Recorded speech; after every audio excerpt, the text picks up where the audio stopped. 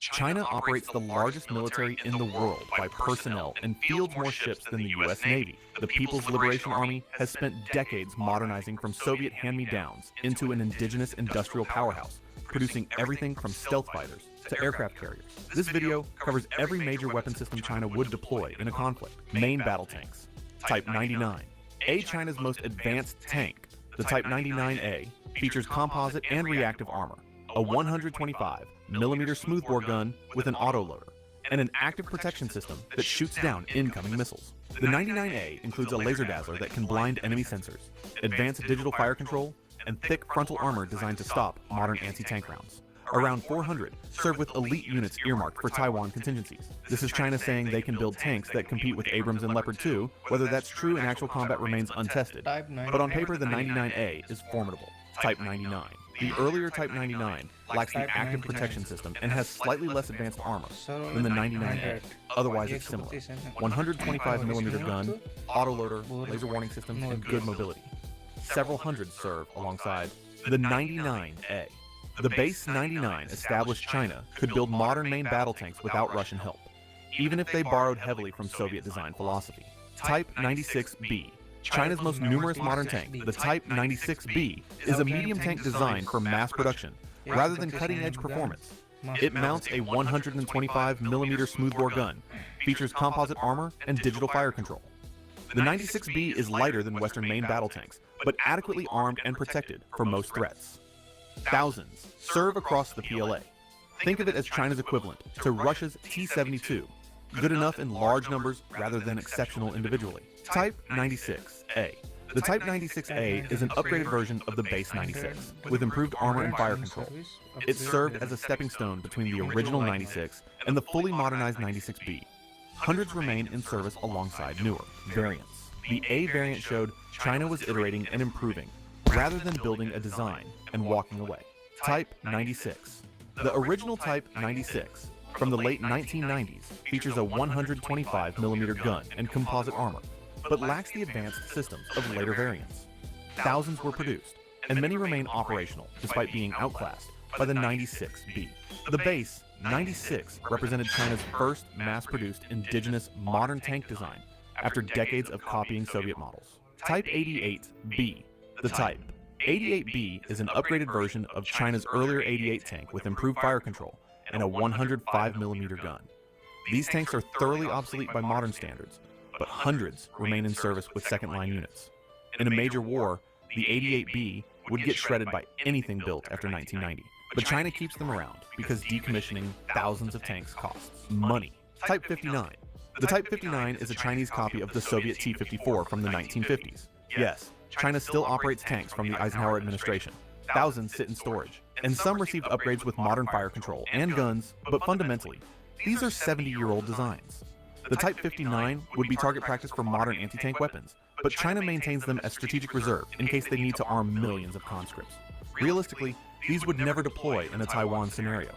They exist as a break glass in case of World War III option. Light tanks. Type 15. China developed the Type 15 specifically for mountain warfare in Tibet and amphibious operations where heavy tanks can't go.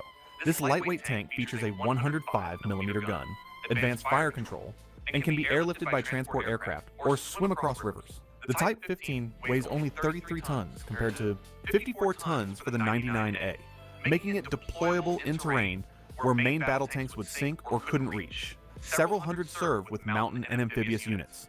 The Type 15 shows China thinking strategically about terrain-specific capabilities, rather than just building heavy tanks, infantry fighting vehicles, and armored personnel carriers. Type 89. The Type 89 tracked IFV mounts a 30mm autocannon and carries troops into combat. Thousands serve across the PLA, providing mechanized infantry with firepower and protection. The 89 is based on Soviet BMP concepts, but features Chinese improvements, including amphibious capability. It's not sophisticated compared to Western IFVs, but it works, and China built it in massive numbers. Type 63A. The Type 63A amphibious APC is a tracked vehicle designed to swim across rivers and coastal waters carrying troops. It's lightly armed and armored, but fulfills a specific role, getting infantry ashore during amphibious assaults. Hundreds serve with marine and amphibious assault units, preparing for Taiwan scenarios. The 63A is old, but remains relevant because few countries even attempt amphibious armored vehicles. ZBD-04A. The ZBD-04A is China's modern tracked IFV featuring a 30mm autocannon, anti-tank missiles, and protection against small arms and artillery fragments. It carries 7 infantry and provides fire support with its autocannon and missiles. The 04A represents China's attempt to build an IFV matching Western capabilities like the Bradley. Hundreds serve with mechanized units, and it's considerably more capable than the older Type 89, ZBD-05. The ZBD-05 amphibious IFV is specifically designed for marine assault operations. It swims at speeds up to 15 miles per hour in water, mounts a 30mm gun, and carries infantry for beach assaults. The 05 would be critical in any Taiwan invasion, providing fire support for Marines storming beaches. It's faster in water than most amphibious vehicles, and represents serious Chinese investment in amphibious warfare capability. VN-1. The VN-1 is an 8x8 wheeled IFV originally designed for export but adopted by the PLA. It features a 30mm gun, carries 11 troops, and has excellent road speed and range compared to tracked vehicles. The VN-1 serves with rapid reaction units that need strategic mobility. Wheeled IFVs sacrifice some cross-country performance for reliability and speed on roads, useful when you're moving units thousands of miles across China. And Type 92? The Type 92 family of wheeled APCs includes 4x4, 6x6, and 8x8 variants, mounting various weapons. Thousands serve in police, internal security, and military roles. These aren't frontline combat vehicles. They're for transporting troops, security operations, and low-intensity conflict. Think of them as China's equivalent to Western wheeled APCs like the Stryker, but less sophisticated. Self-propelled artillery. PCL-181, China's newest self-propelled howitzer. The PCL-181 mounts a 155mm gun on a truck chassis. This system entered service in the 2020s and features automated loading, digital fire control, and can shoot and scoot rapidly. The truck mounting provides excellent strategic mobility. You can drive it hundreds of miles on highways without transporters. The PCL-181 fires precision-guided munitions and represents China matching Western systems like Caesar and Archer. Hundreds are entering service to replace older artillery. PLZ-05. The PLZ-05 is a tracked self-propelled 155mm howitzer that's been the PLA's standard heavy artillery for years. It features automated loading, can fire 6 rounds per minute, and has a range exceeding 30 miles with rocket-assisted projectiles. Over 1,000 serve across the PLA. The PLZ-05 is comparable to Western systems like the M109 Paladin. Reliable, effective, and built in large numbers. PLZ-07.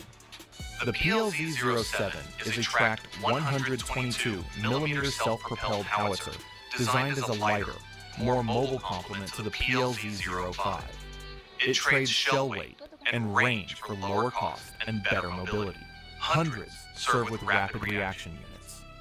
The PLZ-07 fills the role of providing artillery support to units that need to move fast rather than deliver maximum firepower. Type 83. The Type 83 152mm self-propelled gun is an old design from the 1980s based on Soviet systems. It's slow, lightly armored, and uses manual loading, but hundreds remain in service because decommissioning them costs money, and they still fling shells downrange. The 83 would be relegated to second-line units in any major conflict.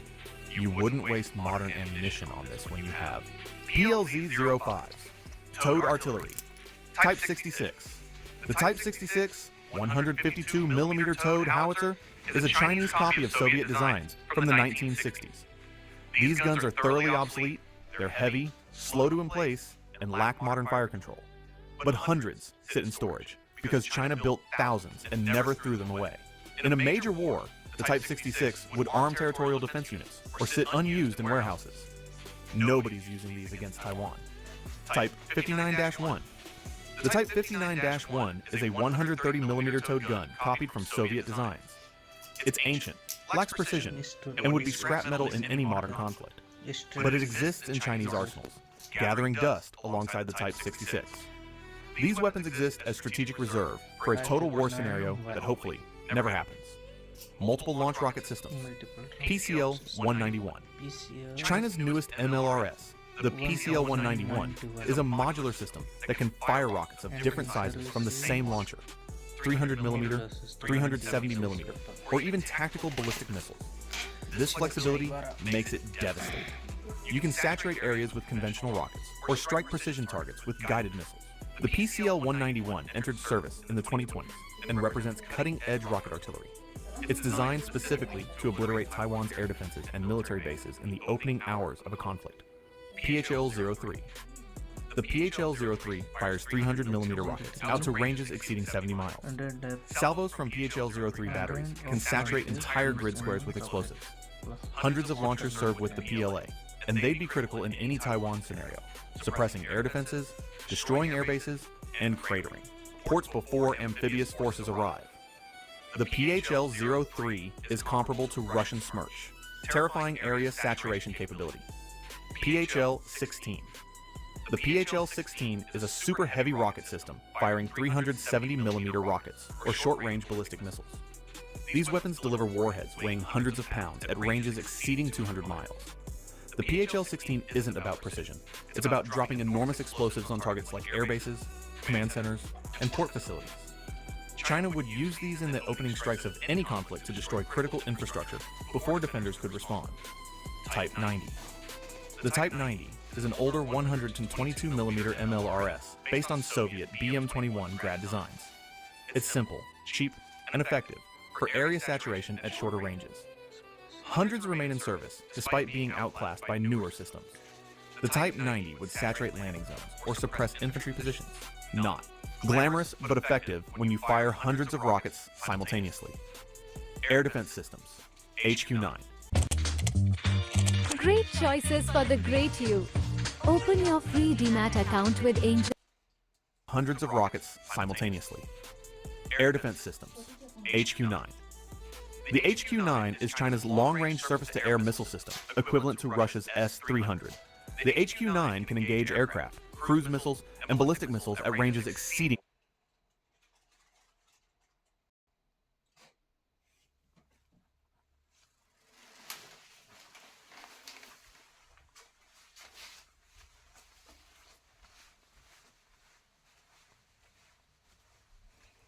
100 miles.